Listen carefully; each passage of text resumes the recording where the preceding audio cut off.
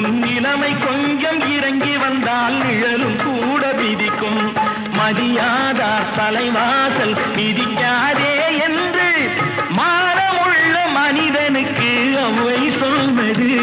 அது அவ்வை சொன்னது, அதில் அர்த்தம் உள்ளது.